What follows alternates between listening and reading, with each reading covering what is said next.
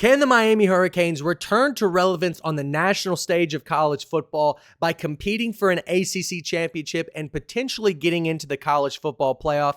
In my opinion, it's possible, but Mario Cristobal in year 4 with this program has got his work cut out for him. And that starts on the offensive side of the football. They're having to replace over 75% of their offensive production in the skill group. Of course, we know guys like Cam Ward, a Heisman contender, the number 1 overall pick in the NFL draft. He was a 4,000-yard passer, and he's what led Miami to having the number 1 overall offense in college football last season. But pretty much the entire supporting cast in the skill group is gone.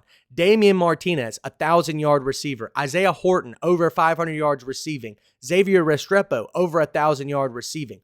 All of these guys go to the NFL, and then you have a couple others that transfer out. Miami is missing their top 5 pass catchers from last season. That being said, where I think that they're going to establish their identity this upcoming season is in the run game. Mario Cristobal is a former offensive line coach. He knows what it takes to win at the line of scrimmage. Miami last season was number 5 overall in rush yards per carry at 5.6, yet they only ran the ball 33 times, which ranked 100 out of 134 FBS teams.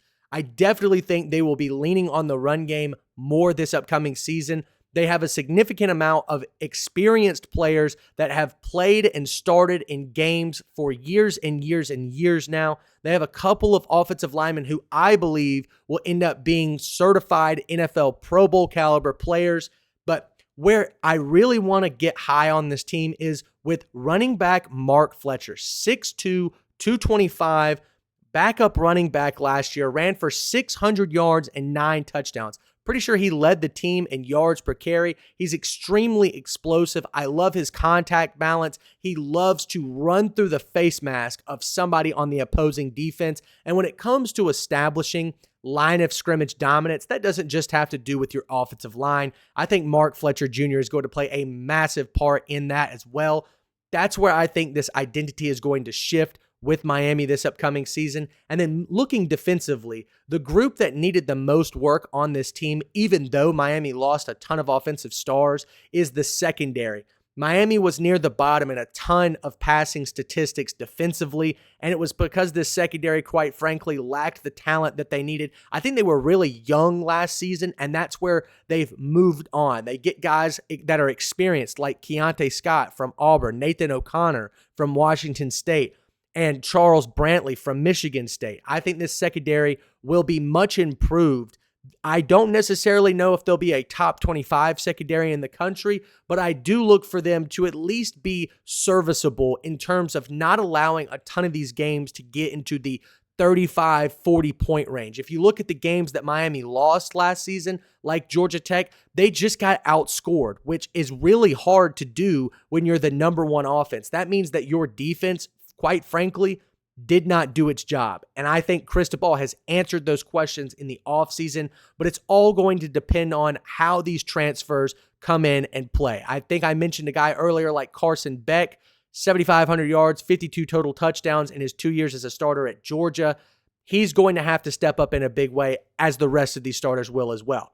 Last but not least, I do think that the coaching blunders and situational mistakes are the undoing of Miami over the last 2 seasons. Everybody thinks about Cam Ward fumbling versus Georgia Tech. That probably cost Miami a playoff spot. And then, of course, at the end of the season, the unsportsmanlike conduct penalty that cost Miami 15 yards versus Syracuse in the 4th quarter late in that game. And then Cristobal electing to kick a field goal there rather than go for it on 4th down on like the 10-yard line with 3 minutes left to go. These things just have to work out in a more favorable way for Miami to reach the college football playoff or the ACC championship game. I think if you win a game like that versus Syracuse or Georgia Tech, we could be talking about Miami's relevance on a more positive note heading into this season. However, the blunders last year cost them that, and so it's time for them to rebound. Can they do it with this schedule? In my opinion, it's questionable. Their non-conference is extremely tough. They do get the games at home versus Notre Dame and Florida, but can they win either of those? I'm not necessarily certain. A lot of this Notre Dame and Florida team has tons of chemistry formed from years past. I do think Carson Beck is going to take a little while to get going, although I do think he knows how to sling the rock. He gets a lot of hate, but he is a certified starting quarterback in the SEC. I think he'll have a positive effect on this Miami offense. Will they be as good as last year? Not necessarily. But with that being said, talking about their ACC schedule, it's fairly easy in my opinion. You don't have to play Clemson. You do have to play at FSU and at SMU, but I think both of those games are winnable. To me, Miami is on a different level this upcoming season than either of those teams. And then to close out the year versus Pitt versus Pitt, that's going to be a tough game. That's where I think Miami slips up. The late season blunders is where this Cristobal era, especially over there at Oregon, also kind of messed up, and that's what causes Miami to miss the playoffs. However, I do think they can make the ACC championship game with this schedule. If they could just go 7-1 in conference, then they'll be in the ACC championship game, but I think they fall short to Clemson. As of right now, conference winners-wise, odds-wise, according to FanDuel, Miami is plus 400 to win the ACC. I don't really like those odds in my opinion. Their schedule is just a little too questionable in my opinion. Do they lose a lot of momentum after starting the season potentially 2-2 and losing to Notre Dame and Florida? All these things could be answered as the season goes on, but as of right now, I've yet to see this offense perform after losing a ton of their juice from last year. I need to see it before I can believe it. So with that being said, let me know what you think of Miami's season in the comments. Will they be an ACC title contender? I guess we'll see here just in the near future as college football is just around the corner. Be sure to like, subscribe, comment. Thank you guys so much for watching. We'll see you next time.